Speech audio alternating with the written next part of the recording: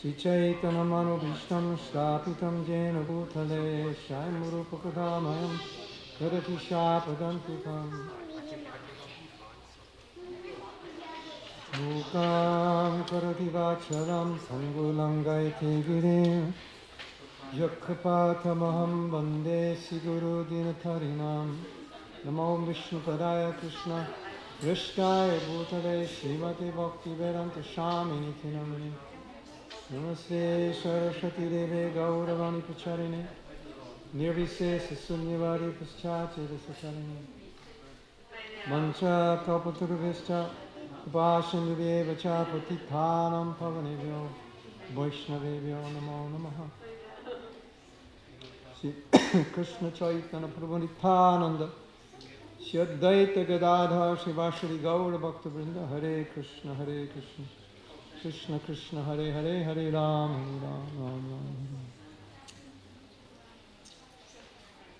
Srila Prabhupada ki jai. Today is Bahulastami. There was a bull named Bahula. You know about him?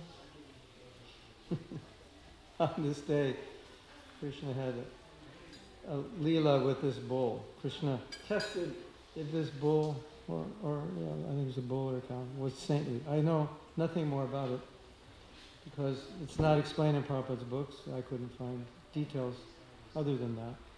But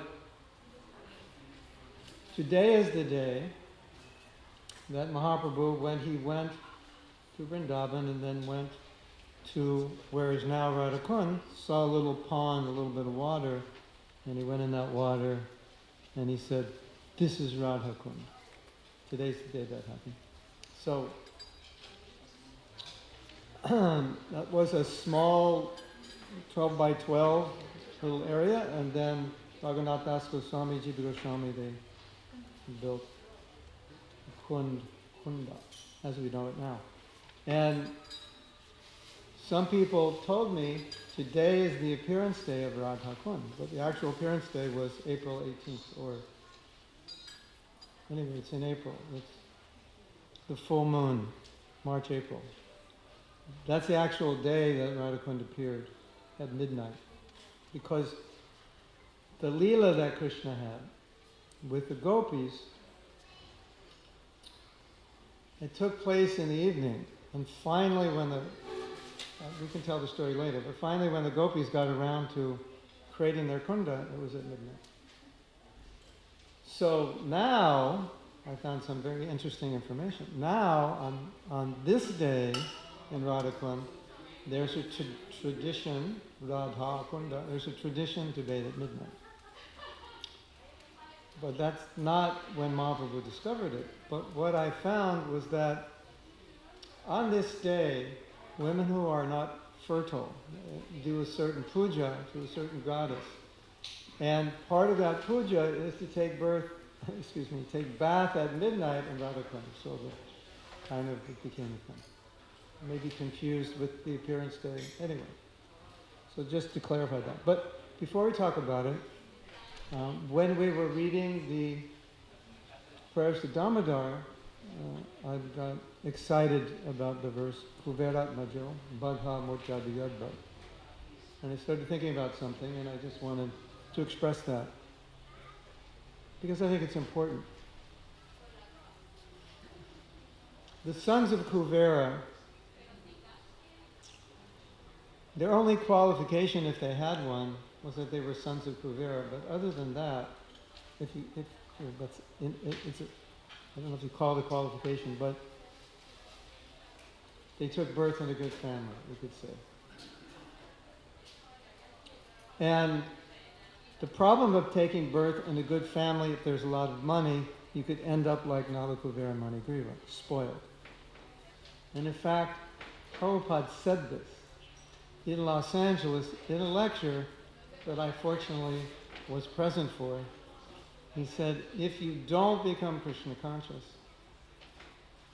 in this life and you practice bhakti, then you will take birth either on higher planets or you take birth here in either a Brahmin family or a wealthy family. And I grew up in Los Angeles, so immediately I had this vision of Beverly Hills. I go, oh, I was thinking, well, if I don't become Krishna conscious, I'll take birth in Beverly Hills. But above Beverly Hills, it's even nicer. It's called Bel Air. So when you become a movie star or a brain surgeon, you can live in Bel Air. That's where they live. So I started having these visions. And I grew up near Beverly Hills, and so I had friends there, and I knew what it was like. And I had many friends who I would say were born in wealthy families and quite spoiled. So Prabhupada said, you may take birth in an aristocratic family to continue your devotional service, but if you're in that environment, you may get deviated because you're the son of a wealthy person. And often, the sons or daughters of wealthy persons become spoiled. So, Nalakuna and Varamani Griva were a bit like that. But as the story goes, I think the most important thing is, Narada Muni took compassion on them. Said, you're the sons of Nalakuna and Varamani Griva. You should not be in this situation. And he decided, I want to give you mercy. It wasn't negotiated, he just decided, I'm going to give mercy because that's the nature of a Vaishnava. He's full of compassion. Bansa kalpa tudasya, kripa sindhu birvasya. He's the ocean of compassion. So, to be compassionate, Vaishnava doesn't need a reason to be compassionate. Like, oh, you've given me a beautiful sweater today. Next week I'll come back and I'll be nice to you and give you something. He doesn't need a reason. Takaharidas is being beaten. He's compassionate. Or Jesus Christ is being crucified. He's compassionate. Ambarish Maharaj, he's being completely offended by Durvasa Muni, and he's compassionate to Durvasa. There's so many stories like that. Doesn't need a reason. He just is. That's his nature. So he decides to be compassionate, and now we understand from this story that when a pure devotee asks Krishna to fulfill a desire they have, Krishna basically becomes bound to fulfill that. Well, how do we know that? Well, Krishna fulfilled the desire of Brahma to make all these exceptions for Hiranyakashipu, and so Krishna, he had to come as Nrsingadev at the right time, the right place, and fill all the conditions. And then Krishna said, don't do this again, because when my devotee does this, then I have to do what they say. And you made all these conditions, so I had to do it. So we know that. And one time, I believe it was Lokanath Maharaj, he asked Srila Prabhupada, what Shastra is this number, 16 rounds? What Shastra? And Prabhupada said, no Shastra. Where did it come from? He said, I don't know if Prabhupada said I made it up, but he said, this is what I decided. Some of us know the story. He wanted us to chant more, but anyway, he said at least 16. And many, many times, Prabhupada promised us, and to our disbelief, that if we would chant 16 rounds and follow the 4 regular principles throughout our life, we would go back home, back to Godhead. He said it at different times, in different ways. Now we kind of feel pretty unqualified. And aside from that, we feel like, well, maybe you have to do more than that. That seems like kind of easy. But anyway, Prabhupada said it, and one time, devotees were questioning him.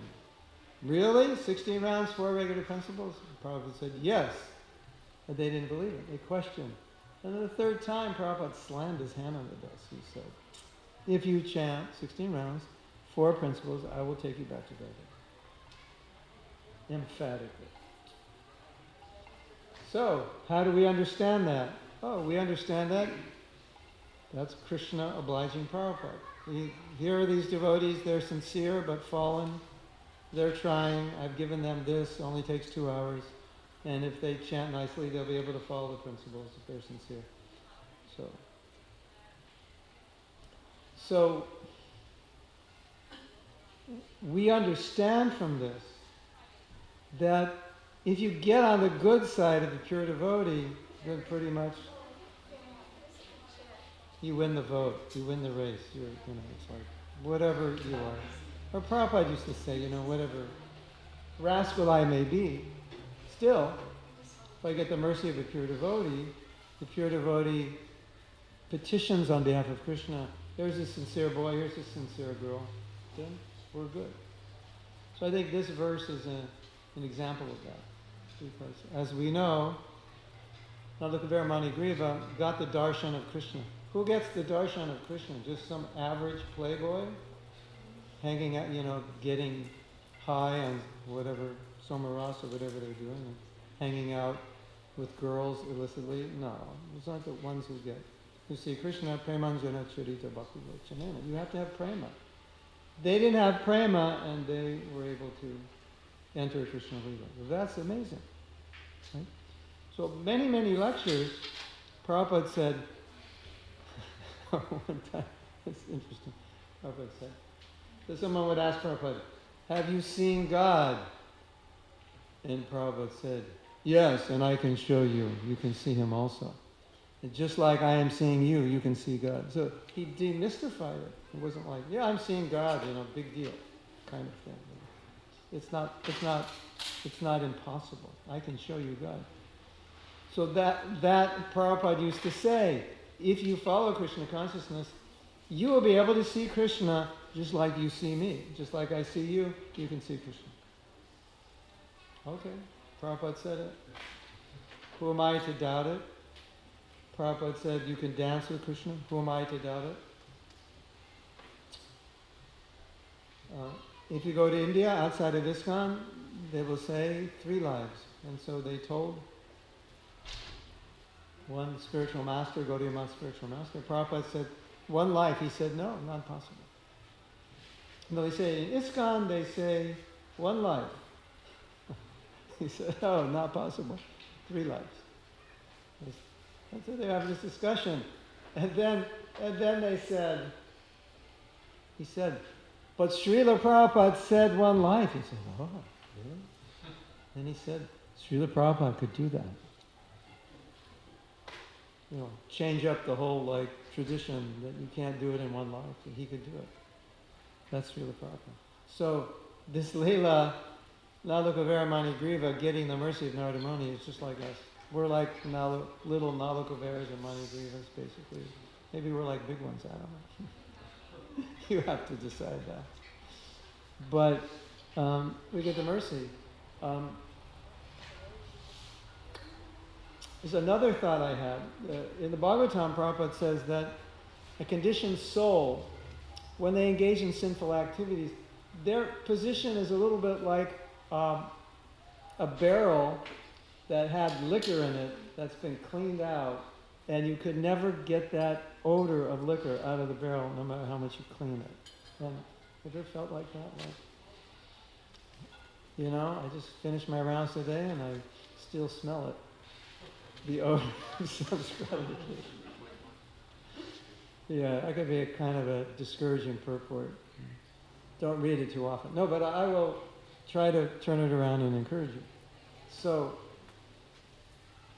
Prabhupada comes to America, and he looks at us, and he knows that we're like the barrel with the alcohol, that we have that conditioning.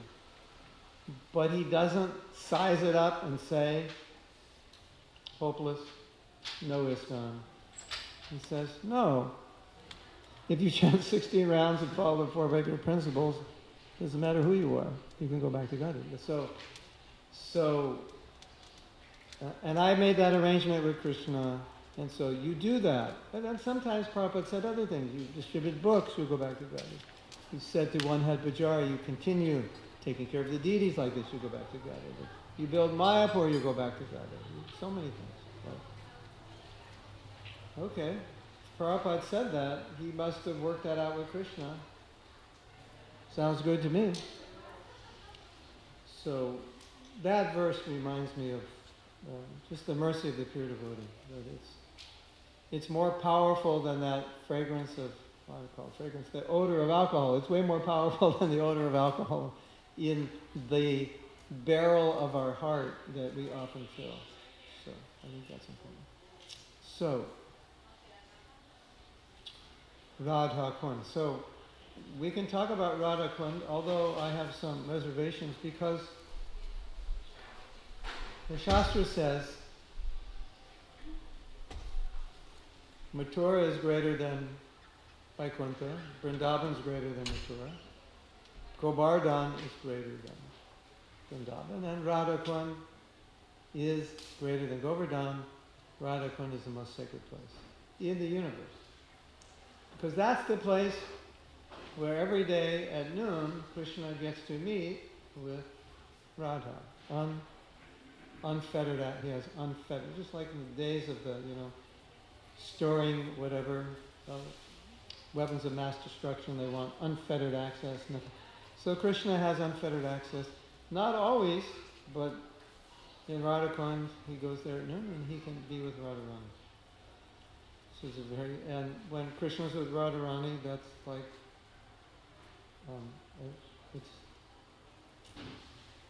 it's not a Leela that's easy to understand, because as long as we are trying to imitate that Leela, we can't understand it. So Srila Bhakti Siddhanta said that you have to put Radha Kunda and this Leela on your head in great awe and reverence, because it's so sacred and so pure, and we're not so sacred and pure that we could misunderstand it. So we have to approach it with the greatest awe and reverence, because it's such a sacred place. In 1975, I went to Radha Kunda. It was the first time in India, and we had a pilgrimage. And as young, rowdy, unintelligent, young men, well, I don't want to say unintelligent. I'll tell you what they did, and you can put your own description to it. It saved me from offending anybody. The young men went in Radha Kunda and started doing what young men do when they get in the water, which is like standing on another's back and wrestling, shoving water in your face, and just doing competitive sporting in Radha Kunda. So he came back to Prabhupada, very upset. And so there was something that came back that, we shouldn't bathe in Radha Kunda. But what Prabhupada meant was, this is such a sacred place. You don't go in Radha Kunda and do water sports. So when he said don't bathe, it meant till you're qualified, and don't do this in Radha Kunda. It's a sacred place. So that was our first, shocking introduction to the fact that we didn't understand the sacredness of Radha Kunda. So let me read a few verses here from Nectar Devotion, just to kind of remind you. You've probably all read this, but I think it's good we read it again.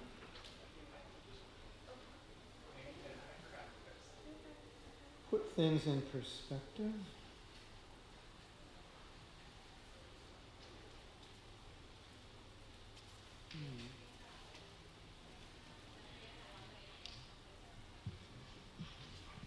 The holy place known as Mathura is spiritually superior to Vaikuntha, the transcendental world, because the Lord appeared there. Superior to Mathurapuri is the transcendental forest of Vrindavan, because of Krishna's Rasa Leela pastime. And superior to the forest of Vrindavan is Govardhan Hill, for it was raised by the divine hand of Sri Krishna and was the site of his various loving pastimes. And above all, the super excellent Sri Radha Kunda stands supreme, for it is overflooded with the ambrosial nectarian prema of the Lord of Gokula, Sri Krishna. Where then is that intelligent person who is unwilling to serve this divine Radha Kunda, which is situated at the foot of Govardhan Hill? Of the many objects, this is Nectar of Instruction, verses 9 to 11, of the many objects of favored delight, and of all the lovable damsels of Braj Bhumi, Srimati Radharani is certainly the most treasured object of Krishna's love. And In every respect, her divine Kunda is described by the great sages as similarly dear to him. Undoubtedly, Radha Kund is rarely attained even by the great devotees. Therefore, it is even more difficult for ordinary devotees to attain. If one simply bathes once within those holy waters, one's pure love of Krishna is fully aroused. And you might say, wait a minute, I bathed more than once. What happened? Well, don't give up. You have to be in the right consciousness. In the end of Nectar Instruction, it says that, because Radha Kund is so glorious, who in their right mind wouldn't want to live there? And sometimes devotees wanted to live there, but they weren't qualified because it's so sacred. And Prabhupada felt they would become degraded into breaking regulative principles, because there are some devotees of other sampradayas living there who see things a little differently than we do. And that's part of their vision is, you kind of have to have your own girlfriends to understand Krishna's Rasa Leela, something like that. So one devotee, he wanted to go to Radha Kund, and Prabhupada would often say, if you break the principles in the Holy Dham, then you'll come back as a monkey. And then you can roll in the dirt, or a pig, and then you roll in the dirt and get purified. So one devotee wanted to go to Radha Kund, was not qualified. And Prabhupada said, there are already enough monkeys in Radha Kund. We don't need more monkeys. So that was the connotation. That it's a very sacred place. But then Shastra says we should live there, of course. We should visit there. And we should live in Radha Kund, live in Radha Krishna Leela in our hearts and our minds, and then distribute Radha Kund. So that was Prabhupada's move. Go to Vrindavan, get purified. If you have service, you stay. Otherwise, you go out, you come to Vrindavan, get purified, you go out and you share Vrindavan. So now,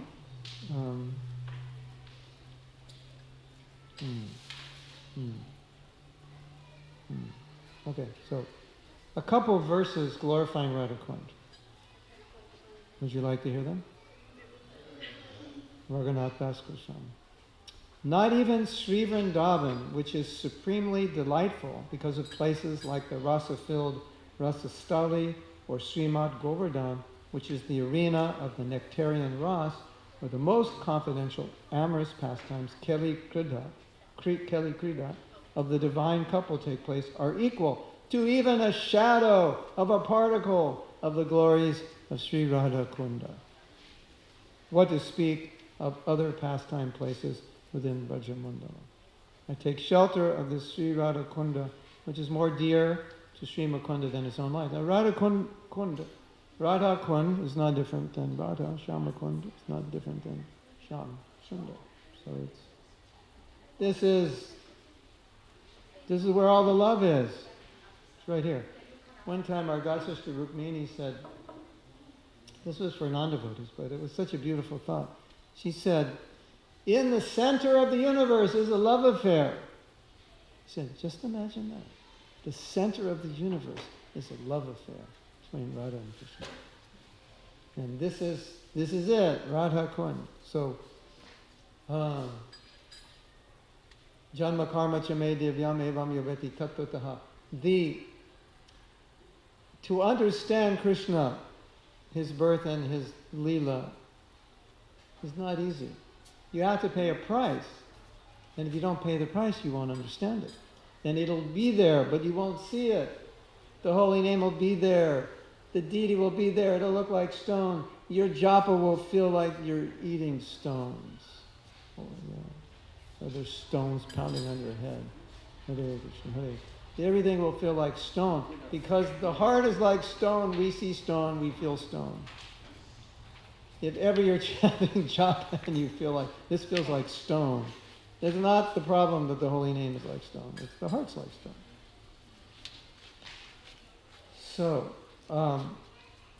So the price to pay to understand Radha Krishna Leela, what's the price?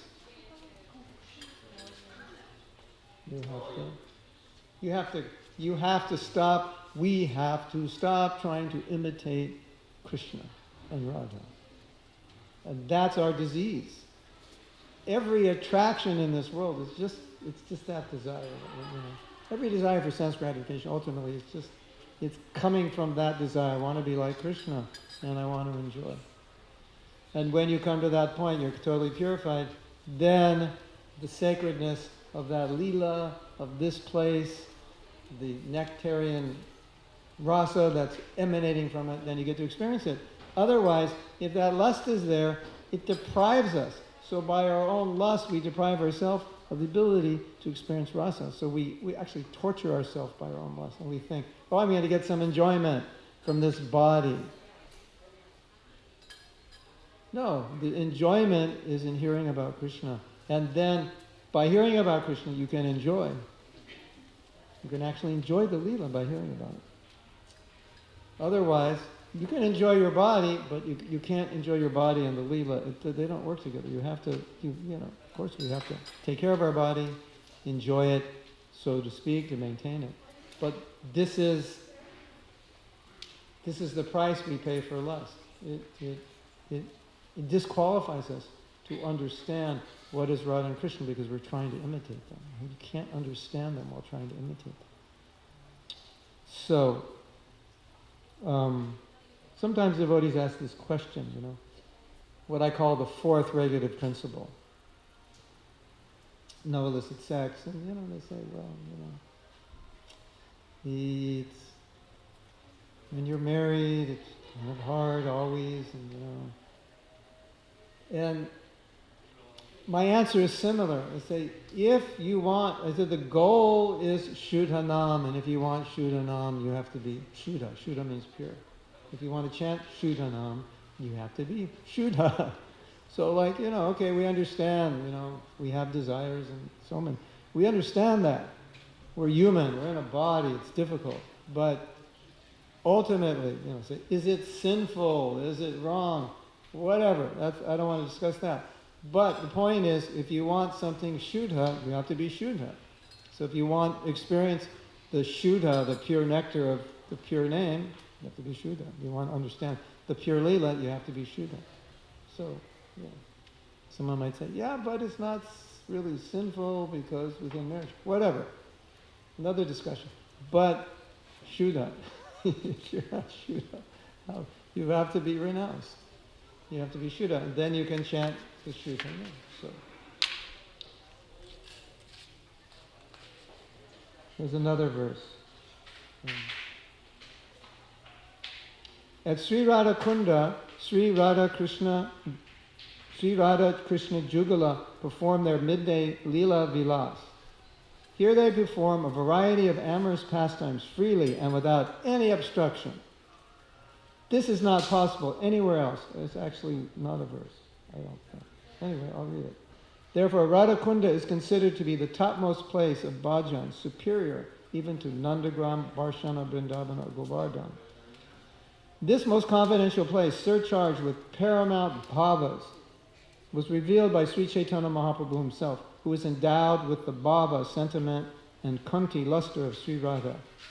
Previously, Sri Madhavendra Puri, Sri Lokanath Goswami, and Sri Bhugarbha Goswami also came to Braja, where they revealed various pastimes of Krishna.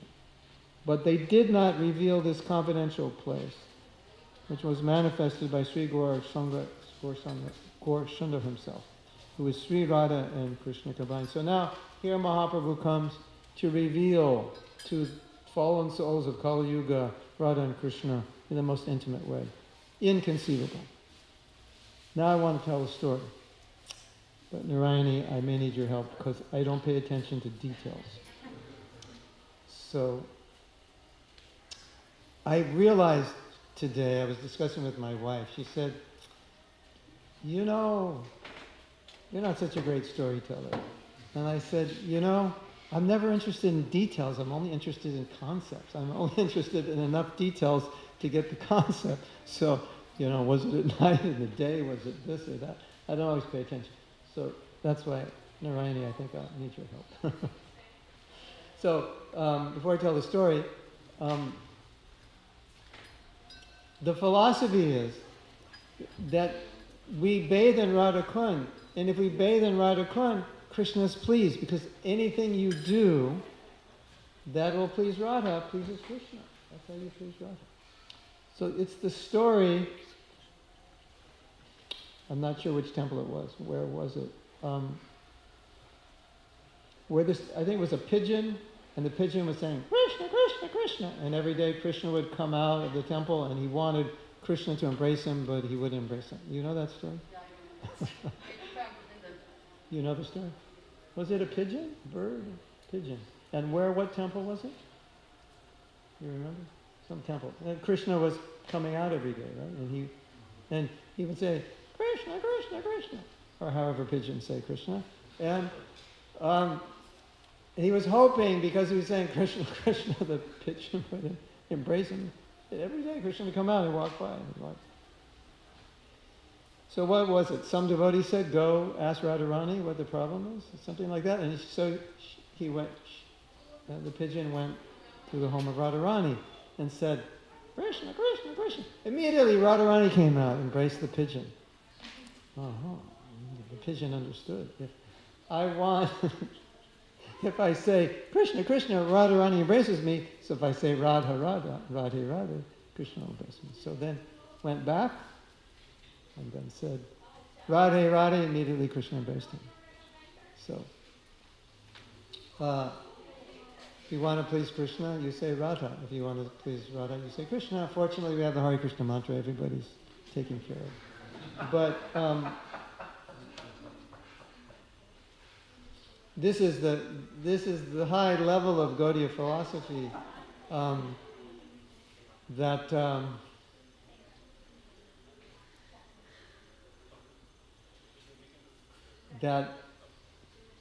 the Gaudiyas want the mercy of Radha. That's what they want, more than anything. They want to please Radha. That's their goal. So they'll go to Radha Kunda, but they'll bathe in Shama Kunda, because they know if they bathe in Shama Kunda, Radharani is pleased. And once there was a man, I think he was a king or a political leader, and he was doing Dandavat Parikrama of Shama Kunda, and the devotees told Bhaktisiddhanta, look at him, what was, you know the story? He was a what? Yeah, he was a king. So they're saying, look at him, he's doing Dandavat Parikrama of Shama Kunda, what a great devotee he is. And Bhaktisiddhanta said, our position is different. He said, we will worship Shama Kunda because Radharani likes it. That's it. Thank you. He said, we will worship Shama Kunda because that will please Radharani. He said, our position is different. We have a different mentality. So we should tell the story, right? At least briefly. This story is quite funny because there's one demon, a bull demon, his name was Arista. And the demons are given the surname Asura. So, Aristasura. It's kind of fun. If you don't like somebody, you call them their name and give them the surname Asura. Bob Asura. You're a demon, Bob Asura. Whatever. You may want to give that last name to the political leaders you don't like, but anyway, so his name was Arista, but as a demon, Aristasura. So he comes in, this bull, creating havoc in Vrindavan. He was sent by Kamsa and tried to kill Krishna, create havoc. So Krishna took care of him, as Krishna does. And so the pastimes of Krishna and the gopis and the cowherd boys, they're filled with humor, because after all, what do you like to do when you hang out with your friends? Isn't it true when you hang out with your friends, you're always joking and laughing? And sometimes young boys, maybe when they get older, not so much when they're younger, they like to do pranks on girls. It's like, it's just fun. You ever did that when you were young? Yeah, more than once. Yeah, it's fun. So their leelas are like that. That's where we all learn to do that. That's where we're like that because they're like that. So they say, Krishna, you have to take bath in all the sacred rivers for the sin of killing Arista. And Krishna said, but he was a demon. He said, doesn't matter, he was a bull. Krishna said, okay. I'm like, how am I going to do this? I can't go to all the sacred rivers. And Krishna says, okay, I'll just bring all the sacred rivers here. So Krishna, starts making a hole with his foot, digging it. Then he calls all the sacred rivers. And they come, but the gopis don't see them. He said, yeah, I did it. And he goes, what do you mean you did it? Where are they? Then he calls them, they're already there. And then they appear. The gopis see them and then fills up with water. There it is. Takes his bath. Krishna comes out and says, I'm good. He said, but you saw me kill the cow, kill the bull, so you're contaminated. You need your own kunda. So they're like, okay, take off the bangles, start digging. And the Radharani's, okay, we'll go to Manasi Ganga. Manasi Ganga is the Ganga that came by Krishna's meditation into Vrindavan. When Krishna wanted to bathe in Vrindavan, there's no Ganga. So they're taking pots and assembly line, and Krishna said, no, I'll call all the rivers. Make it easy for you, take compassion. So he called all the rivers, and there's Radha Kunda. And so Radharani likes to bathe in Shamkund, and Krishna likes to bathe in Radha Kunda. So they had fun. And they always have fun. And now it's 6 o'clock, and the fun's over. At least this much fun is over. But I think we could have a little discussion. If anyone wants to add anything or subtract anything I said, if I said something wrong. But one thing I just wanted to encourage you with, that, sometimes it's so depressing. You're discussing Krishna Katha, you're having kirtan, and it's like, time's up. You have to stop.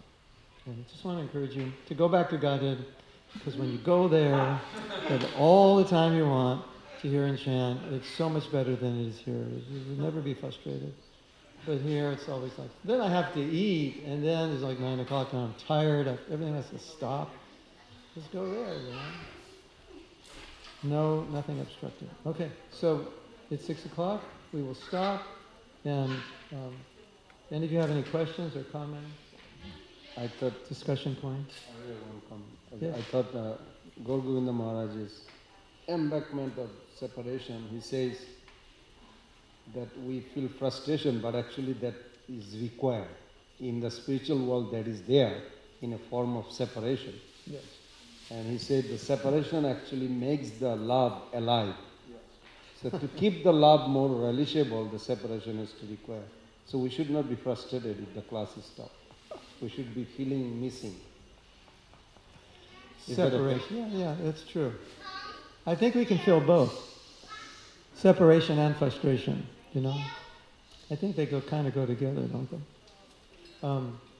But the difference isn't the difference that when you're feeling separation from, well, maybe it's the same. You're feeling separation from Krishna, there's no separation because you're meditating on him. But when you're feeling separation from Bhagavatam class, there's no Bhagavatam class. By meditating on it, it's still not there. So anyway, but it's nice. Like devotees who go to Vrindavan or live in Vrindavan, often they bring pictures back because they feel separation from Vrindavan, and so they chant and look at all the pictures. And I'm normally, every year I would be in Mayapur. We usually would be 6 to 9 months in Mayapur. And I'm very used to living there. And I have so many things I do there, and so it's nice to meditate on it. Well, we're not there, but we're there and separated.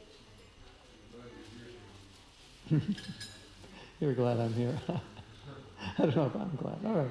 Yeah, I'm also happy to be here. I'm able to do many things I can't do when I travel, so that's nice.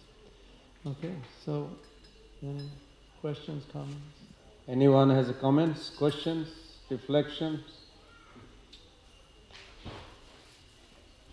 Everybody's convinced? Everyone wants to go to Radha Kunda now for next Bahulastam. If you, thank you. If you, it said one shloka, I forget where, maybe Padma Purana, if you bathe in Radha Kunda on this day, you can please Krishna. So it's like sometimes it's very easy to please Krishna. Just take a bath in Radha Kunda on this day and Krishna's happy. The nectar of instruction text 11, Prabhupada put it there. 10. In the pulpit. Put that sloka. Yeah. You can please Krishna. Okay.